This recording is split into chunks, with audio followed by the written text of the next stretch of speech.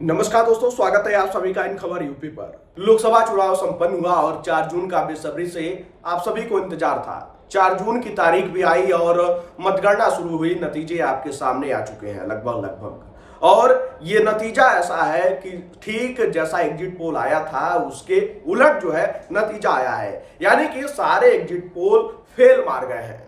जो बीजेपी को यानी कि एनडीए को भी और बीजेपी को भी 300 से ऊपर प्लस सीटें दे रहे थे। कुछ एग्जिट पोल तो जो है 400 का आंकड़ा भी पार करता हुआ दिखा रहे थे, लेकिन एनडीए तक 300 का आंकड़ा नहीं पार कर सकी है अभी तक।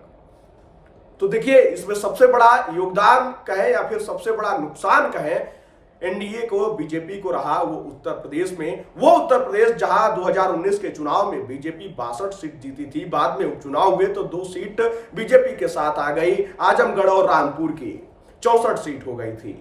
वही बीजेपी जो है 36 सीटों पर महज जो है सिमट चुकी है, यानी कि 36 सीटों पर आगे चल रही है। और समाजवादी पार्टी जो सिर्फ और सिर्फ 5 सीटों पर सीमित थी, वो 34 सीटों पर पहुंच गई है। जी हाँ, आपको बता दूं कि समाजवादी पार्टी 34 सीट और कांग्रेस 6 पर जो है आगे चल रही है और आरएलडी के खाते में 2 है। यानी कि एनडीए की बात करें तो 38 और जो है अगर इंडिया गठबंधन की बात करें तो 40। तो ये देखिए 50-50 का ये जो मुकाबला है, ये बड़ा ही उलटफेर कर दिया है पूरे नतीजे को। नहीं तो एनडीए जो है कम से कम 300 पार तो हो ही जाता, और जो 30 प्लस और करने की बात चल रही थी वो भी नहीं हो पाया, नहीं तो 300 का आंकड़ा पार हो जाता। अभी 297, 98, 95 से ऊपर ही ऐसे ही आंकड़े चल रहे हैं, कभी ऊपर कभी नीचे। और अब जो है आखिरी दौर की काउंटिंग बची है। अब इसमें क्या कुछ खेल होगा ये देखना होगा, लेकिन उत्तर प्रदेश की वो कौन कौन सी सीटें हैं जहां पे समाजवादी पार्टी ने खेल कर दिया।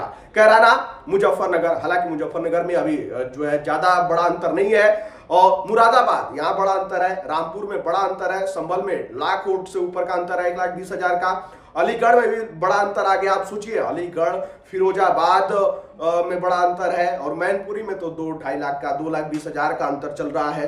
एटा एटा जो राजू भैया का गढ़ है, वहां पे किसी को उम्मीद भी नहीं थी कि एटा में भी ऐसा हो सकता है। एटा, अलीगढ़ और ये तमाम इलाकों में जो है कल्याण सिंह का गढ़ कहा जाता था, उत्तर प्रदेश के पूर्व मुख्यमंत्री। और सोचिए कि उनके बेटे जो है राजू भैया जो है वहां से चुनाव हार रहे हैं, यानी कि समाजवादी पार्टी वहां से आगे चल रही है। और उसके बाद देखिए जो है लखीमपुर खीरी, अजय मिश्रा टेनी चुनाव हार चुके हैं। अब सोचिए जो है लखीमपुर खीरी को लेकर जो है तमाम एग्जिट पोल से लेकर और जो है तमाम दावे किए जा रहे थे कि लखीमपुर खीरी की सीट जो है बच जाएगी।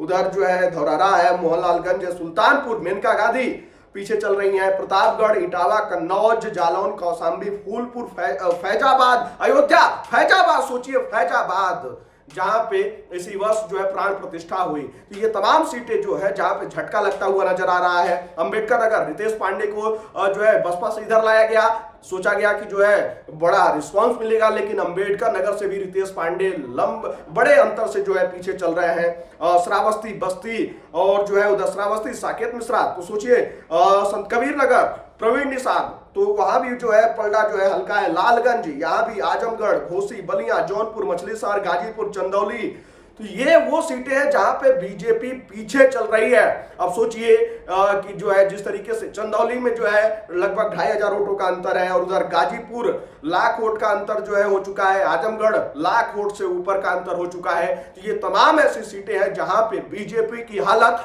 पस्त हो गई है, और ऐसा अनुमान भी नहीं था, लेकिन इंडिया गठबंधन ने कमाल कर दिखाया है। राहुल अखिलेश की जोड़ी ने उत्तर प्रदेश में गजब की सेंधमारी की है, जिसका खामियाजा ऐसे नतीजों में भुगतना पड़ रहा है और बीजेपी को काफी नुकसान पहुंचा है। खैर, आपको क्या लगता है कि क्या बीजेपी कहां चुक गई? क्या लगता है आपको, क्या हो सकता था, और कौन सी सीट है जहां पे क्या आपको लगता है कि प्रधानमंत्री मोदी से नाराजगी है या फिर कैंडिडेट से नाराजगी है? आप अपनी राय कमेंट बॉक्स में हमारे साथ जरूर साझा कीजिएगा।